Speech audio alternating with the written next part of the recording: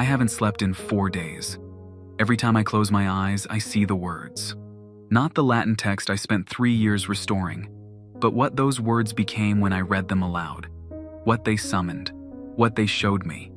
My hands shake as I pour another cup of coffee in my small apartment near Piazza Navona. The Vatican is 6 blocks away, but it might as well be on another planet.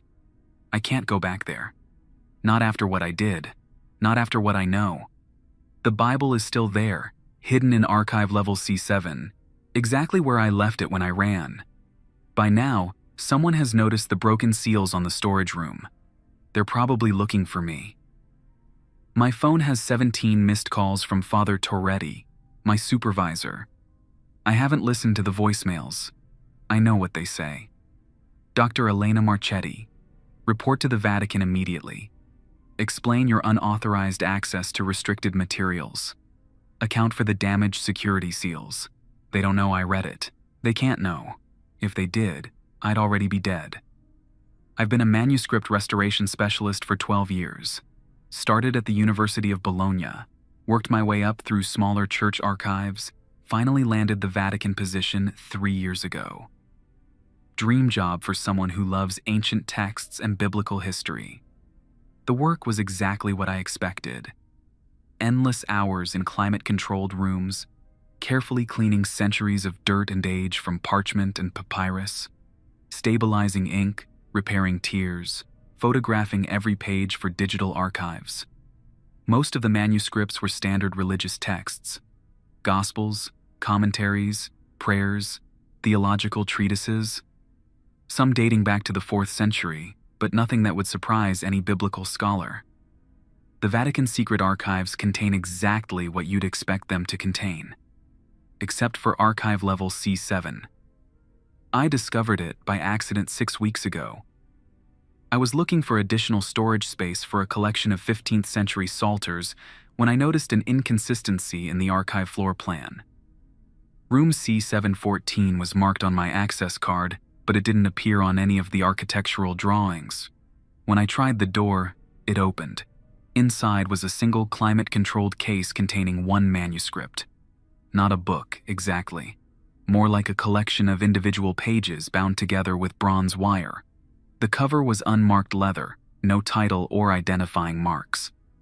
According to the catalog card, it was listed as Fragment Collection 1347B. Origin, Constantinople. Language, Greek/Latin hybrid. Status, Do Not Process. Do Not Process was a designation I'd never seen before. Usually manuscripts were marked for immediate restoration, delayed processing, or special handling. Never Do Not Process. I should have left it alone. But I'm a scholar. When someone tells you not to look at a 1,300-year-old manuscript, that just makes you want to look at it more. I photographed the catalog card and went back to my regular work. But over the next few weeks, I kept thinking about room C714. What kind of manuscript would be stored separately and marked to never be processed? What was the Vatican hiding?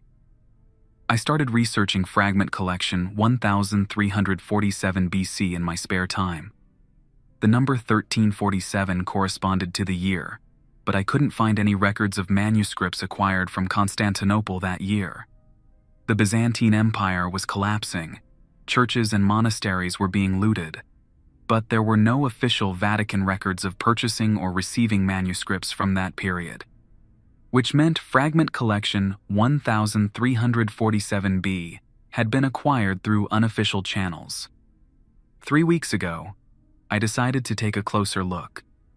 I waited until the evening shift change, when the archives were mostly empty, used my access card to enter room C714, and carefully photographed every page of the manuscript without removing it from its case. The text was exactly what the catalog card indicated. A mixture of Greek and Latin, written in multiple hands, with corrections and annotations in the margins. The script dated to somewhere between the 7th and 9th centuries, but some of the annotations were clearly much later. What made it interesting was the content. It was a Bible, sort of. It contained all the standard books you'd expect to find in any ancient biblical manuscript: Genesis, Exodus, the Gospels, Paul's letters, but it also contained books I'd never seen before. The Book of Enoch's visions, the Testament of Solomon's binding, the Gospel according to Judas Iscariot. These weren't just apocryphal texts that had been excluded from the biblical canon. These were books I'd never heard of, written in the same ancient script as the canonical texts, but describing events and teachings that completely contradicted Orthodox Christian theology. According to the Gospel of Judas, Jesus had specifically instructed him to arrange the crucifixion, not as a betrayal, but as a necessary sacrifice that only Judas was trusted enough to orchestrate. According to the Testament of Solomon's binding, King Solomon had imprisoned 72 demons in bronze vessels and hidden them beneath the temple in Jerusalem. The text included detailed instructions for summoning and controlling each demon. The Book of Enoch's visions described a war between factions of angels that was still ongoing, with Earth serving as the battlefield and human souls as the prize. I spent 2 weeks translating and analyzing the photographs. The more I read, the more I understood why Fragment Collection 1347 BC was marked "Do Not Process." This wasn't just an alternative version of the Bible. It was a completely different version of Christianity, one where demons were real and could be controlled, where angels were actively at war with each other, where Judas was the most faithful apostle and the crucifixion was planned from the beginning. If this manuscript was authentic, if these texts were as old as they appeared to be, then they represented a version of early Christianity that had been completely suppressed by the Orthodox Church. That should have been enough. I should have filed my translation notes and moved on to other projects. The manuscript was fascinating from a historical perspective, but it wasn't my job to determine its theological implications. But there was one more section I hadn't translated yet. The final pages of the manuscript contained something that wasn't quite a gospel and wasn't quite a ritual manual. It was written in a different hand, with red ink instead of black, and included diagrams that looked more like mathematical formulas than religious symbols. The heading, when I finally translated it, read, "The True Names of God's Enemies." The section contained a list of names in various ancient languages, accompanied by pronunciation guides and specific instructions for summoning each entity. Not demons exactly. The text described them as the first children who were cast out before the creation of man. According to this section, these entities had been imprisoned by God at the beginning of creation, but could be temporarily summoned by speaking their true names aloud while following specific ritual procedures. The text warned that summoning any of these entities was extremely dangerous. They were described as beings of pure knowledge who would answer any question truthfully, but would demand payment in the form of human experiences, memories, or years of life. More disturbing, the text claimed that simply reading their names aloud would establish a connection that could never be broken. Once summoned, these entities would be able to observe the summoner's life permanently, gathering information about the modern world that they could use to plan their eventual escape from divine imprisonment. The final page contained a warning written in Latin. These words are not to be spoken. These names are not to be pronounced. This knowledge is preserved only so that the faithful may recognize and avoid the temptations of forbidden wisdom. I should have stopped there. But I'm a scholar, and the pronunciation guides were incredibly detailed. The text included phonetic notations in multiple ancient languages, with careful instructions about emphasis and intonation. Someone had gone to extraordinary lengths to ensure that these names could be pronounced correctly, and I was curious about what would happen. Last Tuesday evening, I stayed late in the archives and returned to room C714. I brought a digital recorder, thinking I would document my pronunciation attempts for academic purposes. I started with the shortest name on the list. An entity described as the keeper of secrets that were never meant to be known. The name was only 3 syllables, but the pronunciation was complex. Multiple glottal stops, tonal variations, sounds that don't exist in any modern language. It took me 20 minutes of practice before I felt confident enough to attempt the full pronunciation. When I spoke the name aloud, correctly and completely, the temperature in the room dropped by at least 10 degrees. Then something answered me. Not a voice exactly. More like thoughts that weren't my own suddenly appearing in my mind. The entity introduced itself politely and asked why I had summoned it.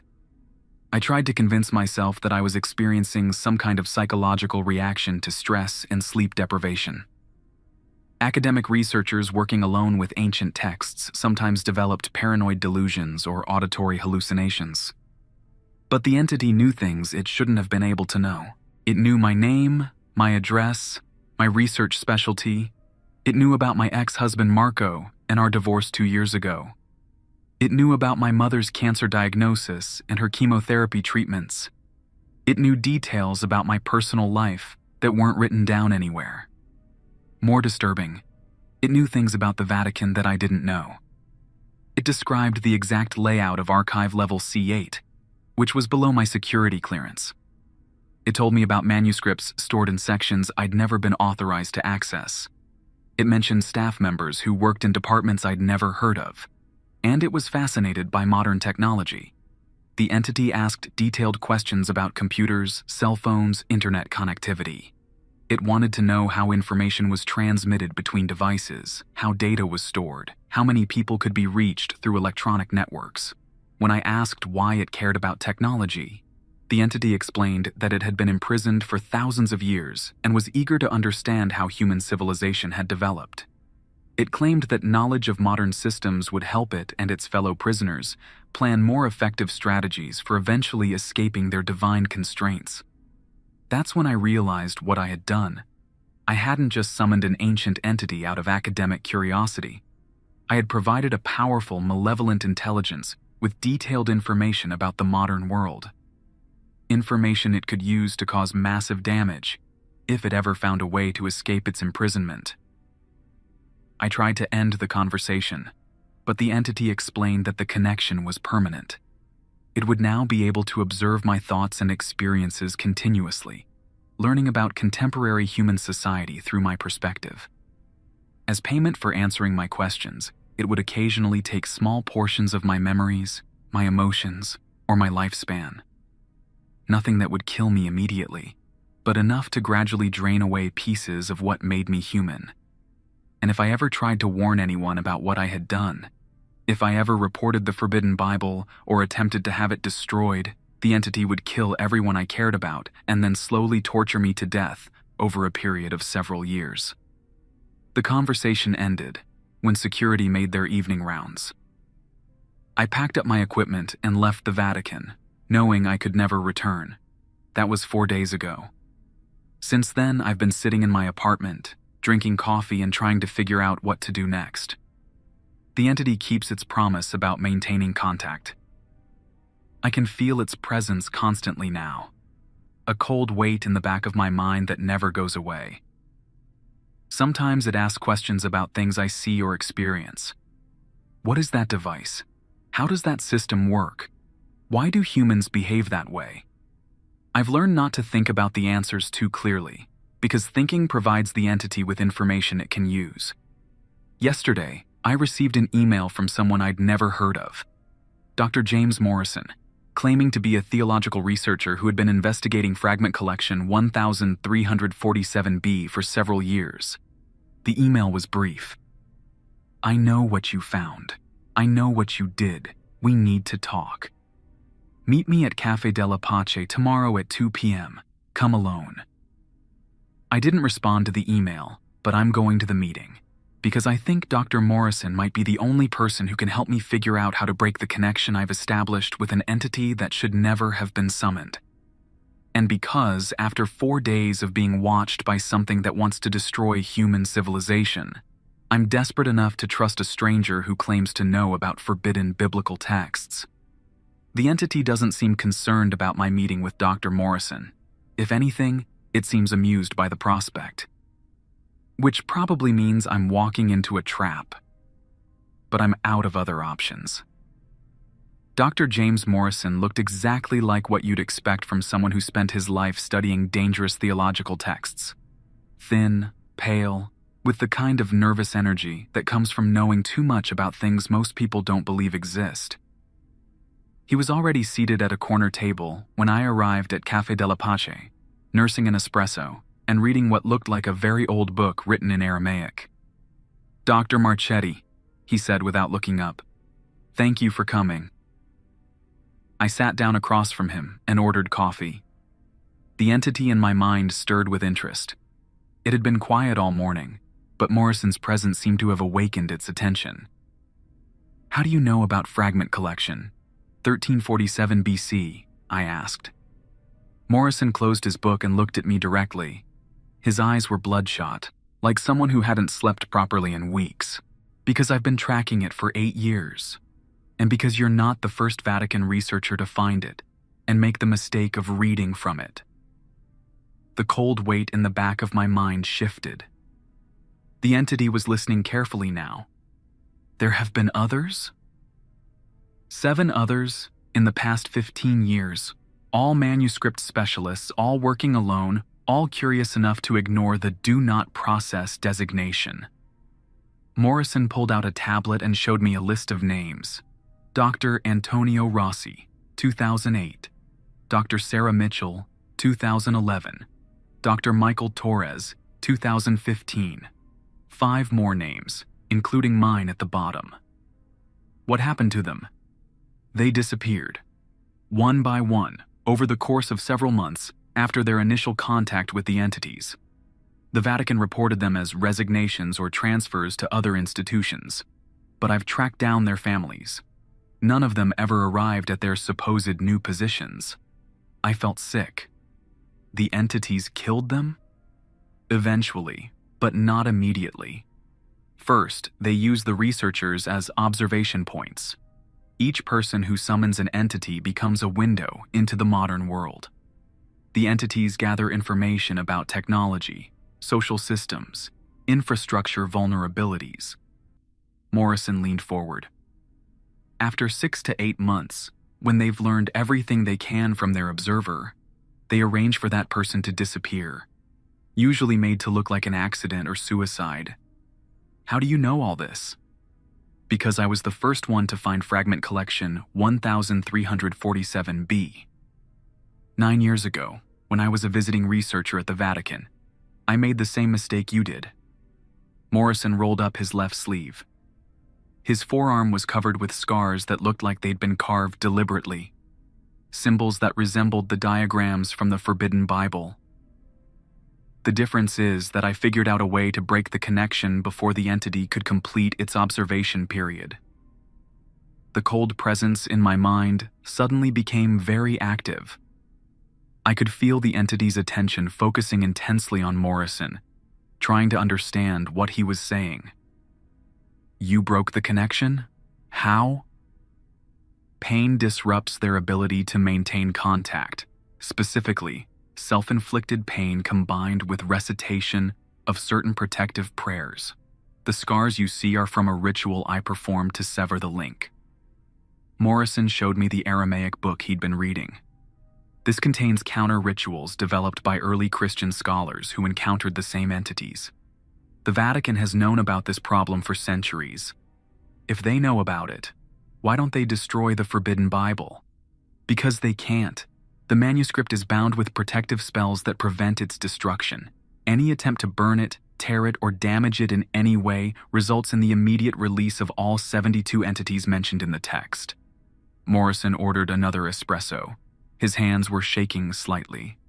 The best the Vatican can do is restrict access and hope that anyone who finds it is smart enough not to read from it. Obviously, that strategy has limited success. So what do? The same thing I did. Follow the counter-ritual to break the connection, then disappear completely. New identity, new location, new life.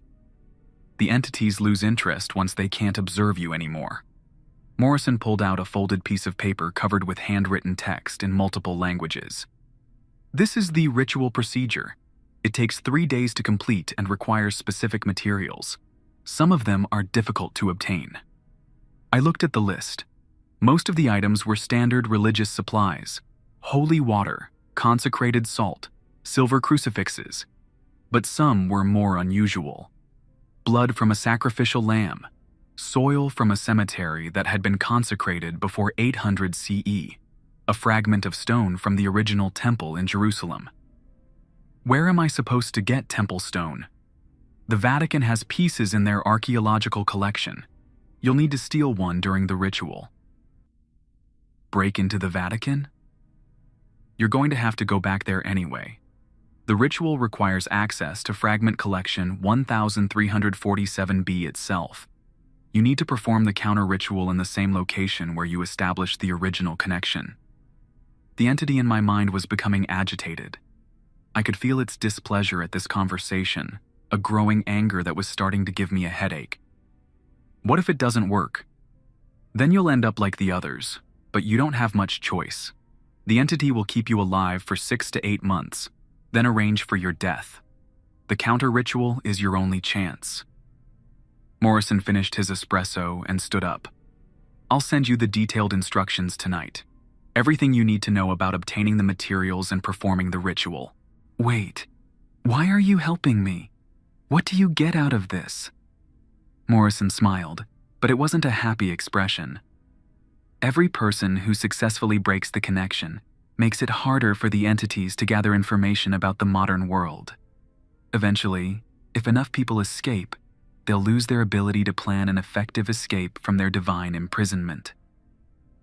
You think they're actually planning to escape? I know they are. I've been tracking their activities for 9 years. They're coordinating with each other through the people they've summoned, building a comprehensive understanding of contemporary human civilization. Morrison put his book away and checked his watch. The Vatican staff who monitor fragment collection 1347 BC know that someone has accessed it recently. They'll be reviewing security footage and checking access logs. You probably have 48 hours before they identify you. Then what? Then they'll try to contain the situation quietly. Vatican security is very good at making problems disappear. Morrison walked away, leaving me alone with my coffee and a growing sense of panic. The entity's presence had become painful now, like a persistent migraine that wouldn't respond to medication. I could tell it was angry about Morrison's interference. I spent the rest of the afternoon walking around Rome, trying to think through my options. The entity occasionally asked questions about things I observed, but I tried not to focus on the answers.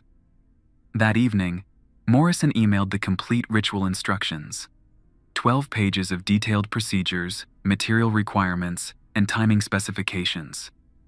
The ritual had to be performed over 3 consecutive nights, starting with the new moon, which meant I had 6 days to obtain the necessary materials and plan my return to the Vatican. I spent the next day shopping for supplies. Most of the religious items were available at shops near St. Peter's Square. The cemetery soil was more challenging, but I found a church outside Rome that claimed to have been founded in the 7th century. The temple stone would have to wait until I could access the Vatican's archaeological storage. On the second day, I called my supervisor, Father Toretti. "Elena," he said, "where have you been? We've been trying to reach you for days." "I've been sick. Food poisoning. I'm feeling better now and ready to return to work." "That's good to hear. But we need to discuss some irregularities in your recent access logs. Can you come in tomorrow morning?" "Of course. Is there a problem?" "Nothing serious. Just some routine security questions." Father Toretti was lying. His tone was too careful, too neutral. They knew I had accessed room C714, and tomorrow's meeting was a trap. But I needed to get back into the Vatican anyway. The ritual required access to fragment collection 1347b, and tomorrow night was the new moon. I spent the evening preparing my equipment, the ritual materials, a small flashlight, lockpicks I'd ordered online, and a digital camera to document the process. The entity seemed to know what I was planning. Its presence became more oppressive as the night went on, and I started getting flashes of disturbing images, visions of what would happen to me if the ritual failed. I tried not to think about them too clearly. The next morning, I dressed professionally and walked to the Vatican like I was reporting for a normal day of work. Father Toretti was waiting in his office when I arrived. "Elena, please sit down. We need to discuss your recent activities." Father Toretti was a kind man in his 60s who had always treated me fairly.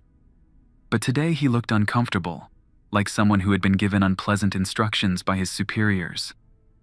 "There's been some concern about unauthorized access to restricted archive areas, specifically room C714 on level C. I'm not familiar with that room number. Your access card was used to enter that room 3 times in the past month. Can you explain why?"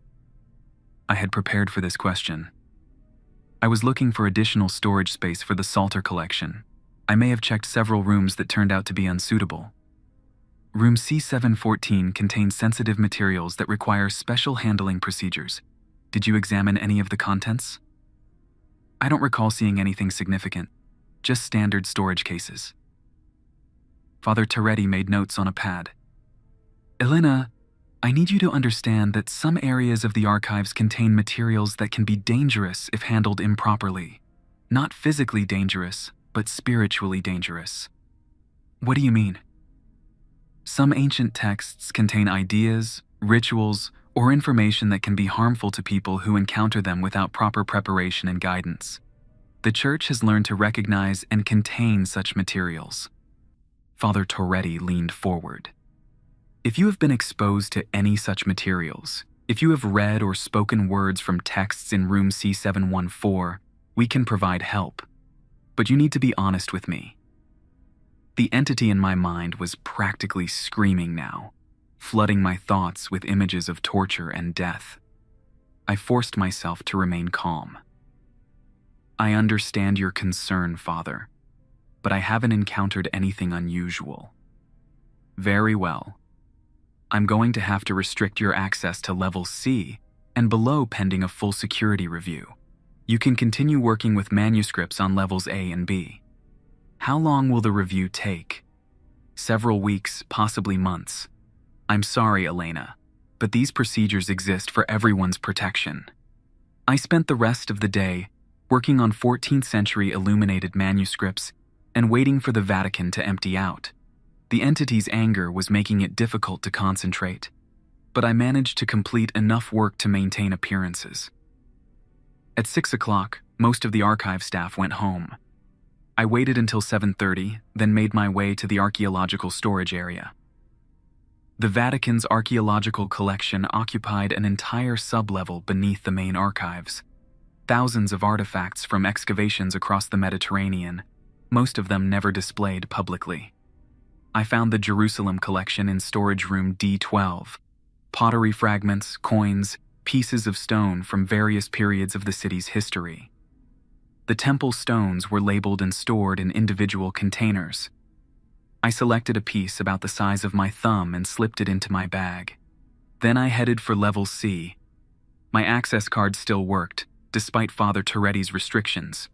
Either the security update hadn't been processed yet, or someone wanted me to reach room C714. The Forbidden Bible was exactly where I had left it. I opened the climate-controlled case and began setting up my ritual materials according to Morrison's instructions. The first night's procedure was relatively simple. Light specific candles, arrange the materials in a precise pattern, recite protective prayers while touching the manuscript. The moment I began the ritual, the entity's presence became overwhelming. Images of violence flooded my mind. Threats against my mother, my friends, anyone I had ever cared about. But Morrison had warned me about this. The entity would try to stop the ritual through psychological pressure, threats, and induced fear. I had to complete the procedure regardless of what I experienced.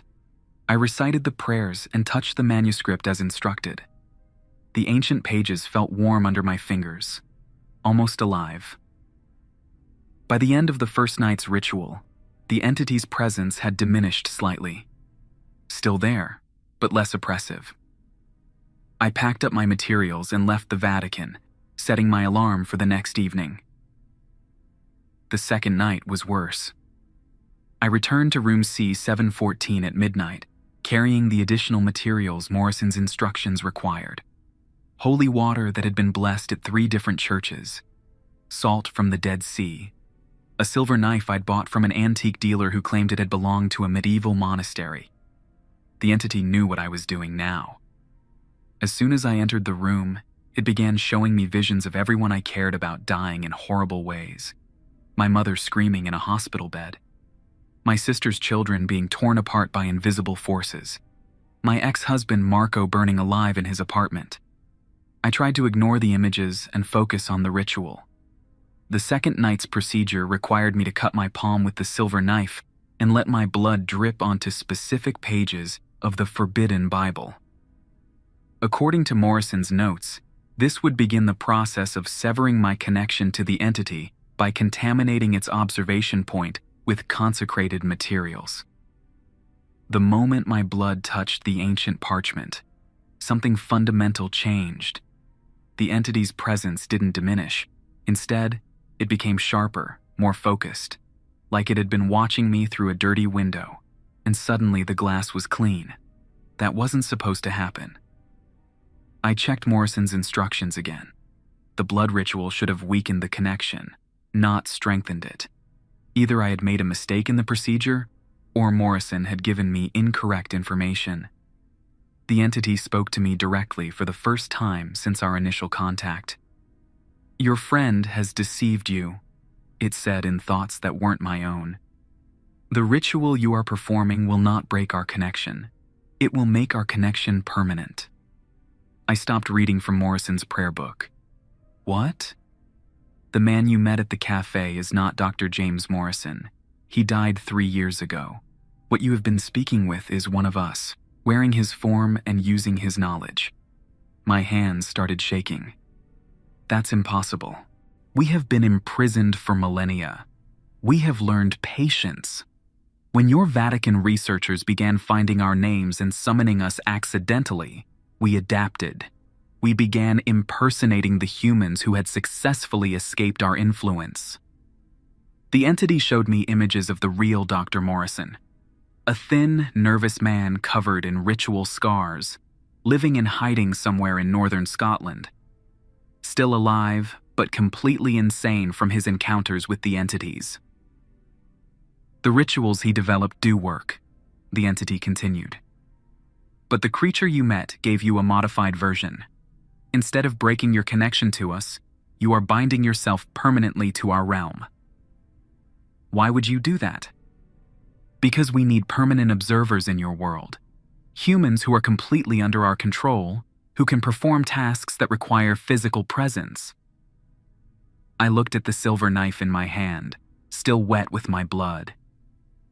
According to the real ritual procedures, I should have cut myself on the back of my hand, not the palm.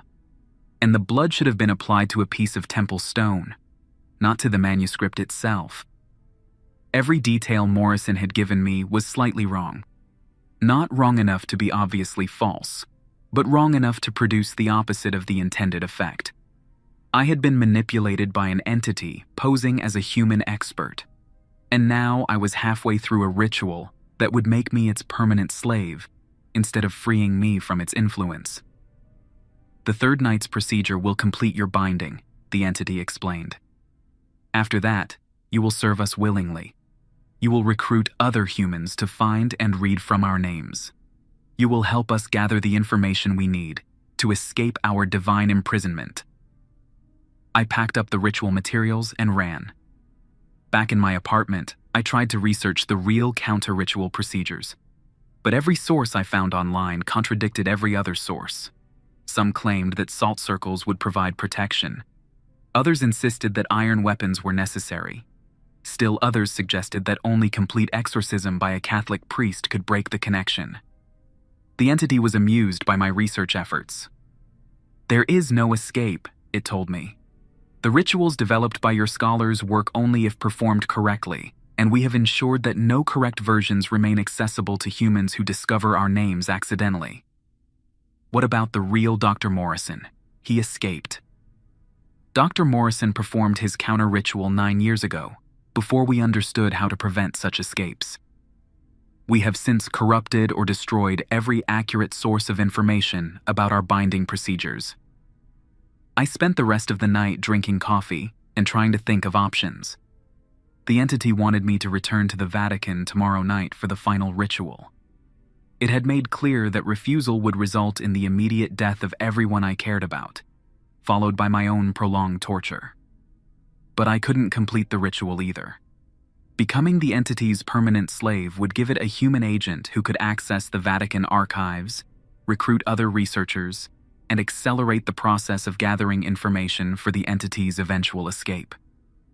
Either choice led to disaster. At dawn, I made a decision. I called my mother in Bologna and told her to take my sister's family on an immediate vacation to somewhere far from Italy. I didn't explain why, just insisted that it was urgent and that they needed to leave the country for at least a month. Then I called Father Toretti. "Father, I need to confess something. I accessed restricted materials in room C714 and read from a manuscript I wasn't authorized to handle." Father Toretti was quiet for a long moment. "Elena, come to the Vatican immediately. Don't bring anything with you. Don't stop anywhere. Just come directly to my office." I walked to the Vatican for what I knew would be the last time. Father Toretti was waiting with two other priests I didn't recognize. Both were younger men who carried themselves like soldiers rather than scholars. "Elena," Father Toretti said gently, "tell me exactly what you did." I explained everything. Finding fragment collection 1347B, photographing and translating the text, summoning the entity by speaking its name aloud. The false Morrison, the corrupted ritual, the entity's plan to bind me permanently as its agent. The two younger priests took notes and asked detailed questions about the entity's capabilities, its communication methods, and the specific name I had pronounced. "Dr. Marchetti," one of them said, "you've encountered one of the fallen observers. These are entities that were cast out of heaven before the creation of humanity. The Vatican has been aware of their existence for centuries. Can you help me break the connection? Not break it, but we can prevent the entity from completing its binding ritual." The priest opened a briefcase containing equipment I didn't recognize. Electronic devices, what looked like medical instruments, and several vials of liquid. "The procedure will require your complete cooperation," he said, "and it will be fatal." I stared at him. What? The only way to prevent a fallen observer from completing its binding is to eliminate its human contact before the final ritual. The entity loses its ability to observe the modern world, and the binding procedure fails. Father Toretti looked sick. "Elena, I'm sorry. We should have been monitoring access to fragment collection 1347B more carefully. This situation is our responsibility. You're going to kill me? We're going to help you die in a way that serves God and protects humanity," the first priest said. "Your death will prevent the entity from gaining a permanent foothold in our world." The entity in my mind was furious now, flooding my thoughts with rage and desperation. It had invested weeks in manipulating me toward the binding ritual, and the Vatican was about to destroy its investment. What if I refuse? Then the entity will force you to complete the binding ritual tonight, and will have to eliminate you afterward anyway. This way, your death serves a purpose. I thought about the other researchers who had found fragment collection 1347B. The 7 names on Morrison's list, all reported as resignations or transfers. The others who disappeared, you killed them too? Father Toretti nodded. After they were bound to the entities, we couldn't risk leaving them alive as permanent observation points. How many people know about this? Very few. This particular problem is handled by a specialized department that doesn't appear on any organizational chart. The priest with the briefcase was preparing an injection. "The compound is designed to simulate heart failure. You'll lose consciousness quickly, and death will occur within minutes. Your family will be told you suffered a medical emergency while working late." I could feel the entity's panic. as it realized what was happening. It tried to compel me to run, to fight, to escape the Vatican before the procedure could be completed. But I was tired of being manipulated by supernatural creatures who saw humans as tools for their own purposes. Will this stop the entity permanently? It will deny the entity access to our world for at least several decades. Eventually, another researcher will find fragment collection 1347b and make the same mistake you did. But that's a problem for future generations to handle. I rolled up my sleeve and let the priest inject the compound into my arm. The effect was immediate. My vision blurred, my heart started racing, and I could feel my body shutting down system by system. The entity's presence vanished like a television being turned off. The last thing I remember was Father Toretti holding my hand and reciting prayers for the dying. I woke up 3 days later in a hospital bed in Switzerland. The priest who had injected me was sitting in a chair next to my bed, reading a newspaper. "Dr. Marchetti, how are you feeling? I thought you killed me. We simulated your death convincingly enough to fool the entity. The compound induces temporary cardiac arrest and neurological shutdown, but the effects are reversible if proper medical support is provided." I sat up slowly. My entire body ached like I'd been hit by a truck. The entity thinks I'm dead? The entity lost all contact with you the moment your heart stopped. As far as it knows, its human observer has been eliminated. So I'm free? You're free from the entity's influence, but you can never return to your old life. Elena Marchetti died of heart failure while working late in the Vatican archives. Her funeral was held yesterday. The priest handed me a passport with a new name and a bank account number written on a piece of paper. Your new identity is Sarah Clark, a Canadian citizen with a background in library science. You'll be relocating to Vancouver, where a position has been arranged at the University of British Columbia. What about my family? They believe you're dead. It's safer for everyone if they continue to believe that. I spent the next 2 weeks in the Swiss hospital, recovering from the temporary death procedure. The Vatican provided medical care, psychological counseling, and preparation for my new life. When I was strong enough to travel, they flew me to Vancouver and helped me establish my new identity. 6 months later, I'm working as a manuscripts librarian at UBC and living in a small apartment near the campus. I miss my family terribly, but I understand why the separation is necessary. Sometimes I wonder if other researchers will make the same mistake I did. Fragment collection 1347b is still hidden in room C714, still marked "Do Not Process," still waiting for curious scholars to ignore the warnings.